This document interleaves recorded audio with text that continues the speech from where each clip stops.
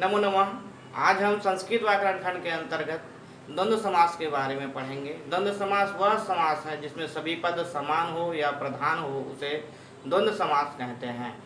द्वंद्व समास की कुछ पहचान है, इसमें पदों के संबंध आपस में कुछ न कुछ संबंध होगा द्वंद्व समास में। साथ ही साथ दूसरा और पहचान है, इसमें विपरीत पदों के मध्य विपरीत संबंध होगा, जैसे भाई बहन, माता पिता, ऐसे आदि पद मिलेंगे, जिससे हम पहचान करेंगे कि यह क्या है, द्वंद्व समास है।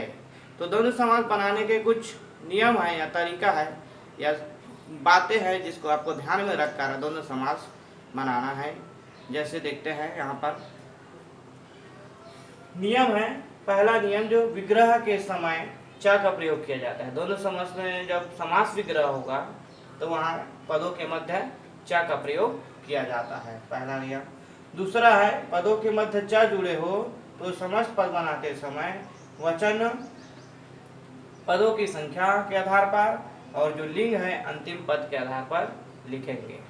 तो यहाँ पे कह रहे हैं पदों के मध्य च हो, मतलब आपका समासिक विग्रह पद दिया होगा, विग्रह पद में क्या होगा, पदों के मध्य च लगा होगा, तब हम उसको समासिक पद बनाएंगे। तो किसका ध्यान रखेंगे, वचन और लिंग का ध्यान रखेंगे समासिक पद बनाते समय। तो वचन क्या होगा, पदों के संख्या के आधार पर वचन लिखेंगे। द्विपद है तो द्विवचन में होगा, और दो से अधिक है, 3 पद 4 पद है तो वो बहुवचन में लिखाएगा। दूसरा लिंग, लिंग जो है पद रहेगा, जैसे एक प्रथम पद, द्वितीय, तृतीय पद, तो उसके अंतिम पद को देखेंगे। अंतिम पद के लिंग के अनुसार हम समासिक पद बनाएंगे। तो ये हमारा दूसरा नियम था। तीसरा नियम कह रहा है समाहारा। समाहारा में यहाँ पे लिख दिया है इकट्ठा होने की स्थिति में या बोध कराएगा, इकट्ठा वाला या समाहारा का बोध कराएगा। वहां पे समस्त पद बनाते समय क्या करेंगे, नपुंसक लिंग एक वचन में ही होगा। ठीक है, समाहारा का बोध होगा, वहां क्या होगा, नपुंसक लिंग एक वचन। अगला नियम है, समान विभक्ति वाले पद में एक पद शेष रह जाता है। समान विभक्ति वाला 2 से 3 पद आपको दिया रहेगा जिसमें समान विभक्ति होगा, तो केवल एक ही पद शेष रह जाएगा। लास्ट है, स्त्रीवाची पद के साथ समस्त पद होने पर पुरुषवाची पद ही शेष रह जाता है। स्त्रीवाची और पुरुषवाची 2 पद दिया होगा आपको, तो उसमें क्या हो जाएगा, पुरुषवाची पद ही शेष रह जाएगा। तो चलिए इसको उदाहरण के माध्यम से समझते हैं। पहला उदाहरण, सीता च रामश्च।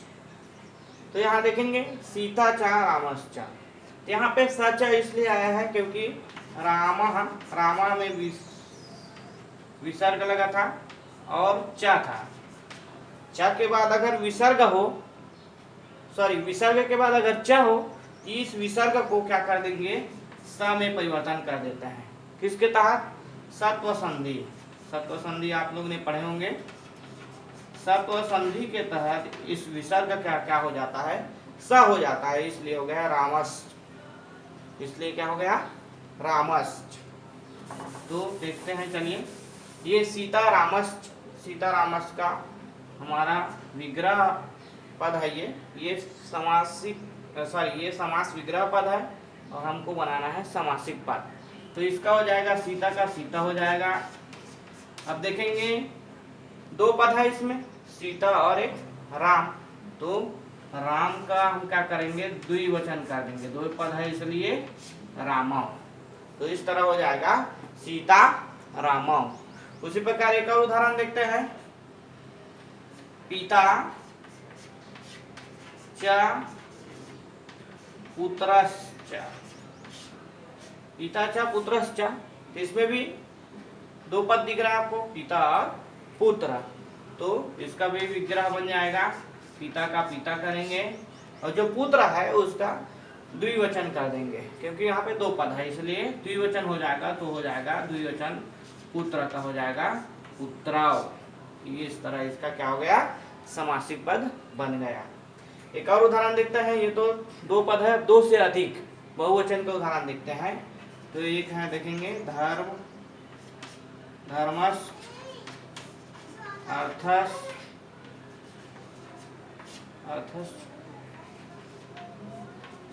कामस और है मोक्ष। अब देखेंगे यहाँ पे कितने पद दिख रहे होंगे, 4 पद, 1 2 3 4, धर्म अर्थ काम मोक्ष, 4 पद है।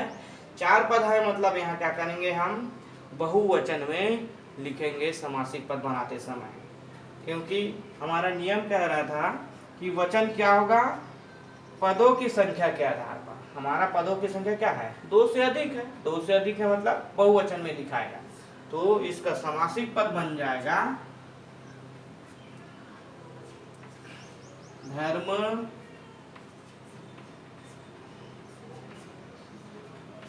धर्म अर्थ काम।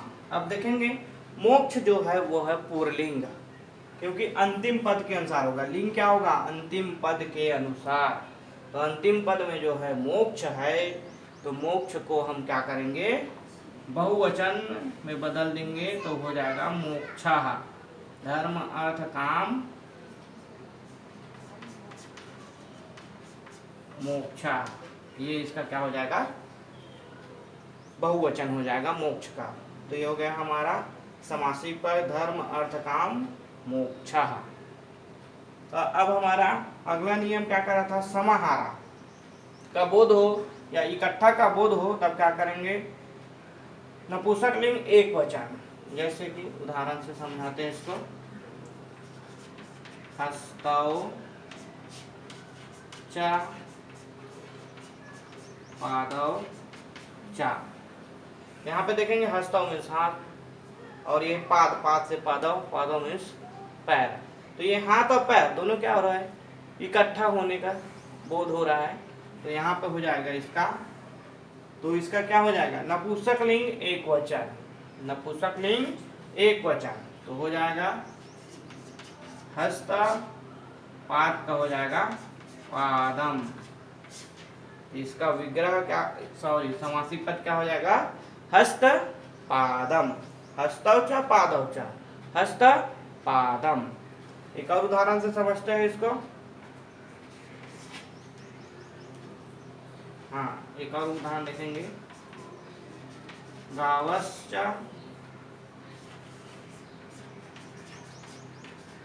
व्याघ्रश्च।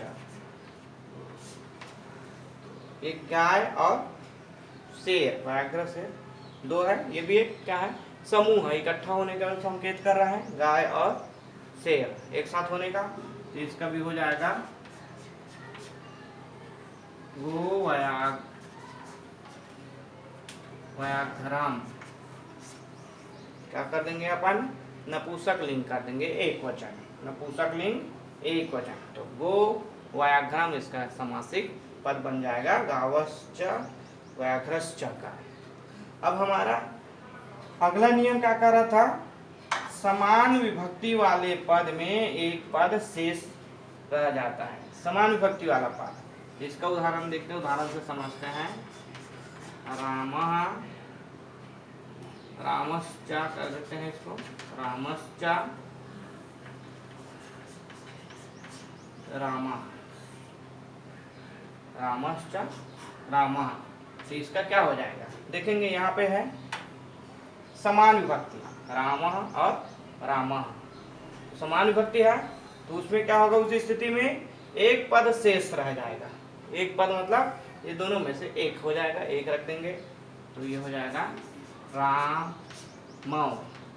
रामौ इसलिए क्योंकि यहाँ पे पदों की संख्या कितनी थी, 2, एक और ये 2, इसलिए क्या कर दिए अपन, रामौ। रामश्च रामः का हो जाएगा रामौ। हमारा एक और उदाहरण, एक और नियम क्या कर रहा था, स्त्रीवाची पद के साथ समस्त पद होने पर पुरुषवाची पद ही शेष रह जाता है। इसको उदाहरण से समझते हैं।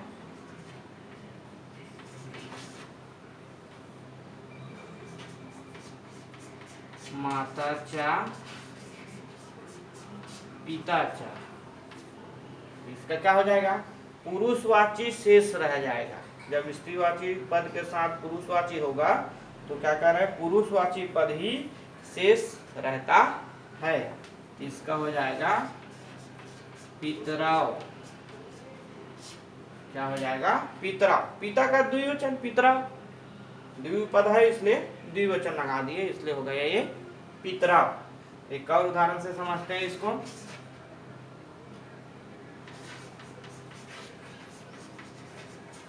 बालिका च बालश्च, बालिका च बालश्च। तो यहाँ पर भी ये देखेंगे, ये स्त्रीलिंग और ये पुल्लिंग। जब स्त्रीलिंग पुल्लिंग दोनों एक पद हो तो क्या हो जाएगा, पुल्लिंग पद ही शेष हो जाएगा, पुल्लिंग पद को ही लिखेंगे। और यहाँ पे दो पद है, एक और दो पद, इसलिए बाला में क्या कर देंगे, द्विवचन लगा दिया जाएगा। तो ये द्विवचन हो जाएगा बाला कव। द्विवचन क्या हो जाएगा उसका, बालकव। तो इस तरह हम क्या करेंगे, समास का विग्रह करेंगे और समासिक पद बनाएंगे। तो ये द्वंद्व समास में सबसे मुख्य बिंदु है, जो यही है हमारा 5 बिंदु। इसको हम आपको याद कर ले, रट ले, तो आप अच्छे से समास विग्रह कर पाएंगे। पहला तो कह रहा था चा होगा, चा का प्रयोग होगा। दूसरा है चा प्रयोग हो तो समस्त पद बनाते समय वचन पदों की संख्या के आधार पर लिखेंगे, लिंग अंतिम पद के अनुसार लिखेंगे। समाहारा का बोध हो या इकट्ठा का बोध हो तो क्या करेंगे, नपुंसक लिंग एक वचन का प्रयोग करेंगे। समान विभक्ति वाले पद में एक पद ही शेष रह जाएगा, जैसे ये वाला था, रामा 2 समान विभक्ति वाला पद था जिसमें एक ही पद शेष रह जाएगा। स्त्रीवाची पद के साथ समस्त पद होने पर पुरुषवाची पद ही शेष रह जाएगा। ये दोनों एग्जाम्पल उसी का है। इसमें स्त्रीवाची और पुरुषवाची दोनों पद दिख रहे हैं आपको, इसमें क्या रह गया, केवल स्त्रीवाची पुरुषवाची पद शेष रह गया। तो इस तरह से यह द्वंद्व समास आपको अच्छे से समझ में आया होगा। धन्यवाद।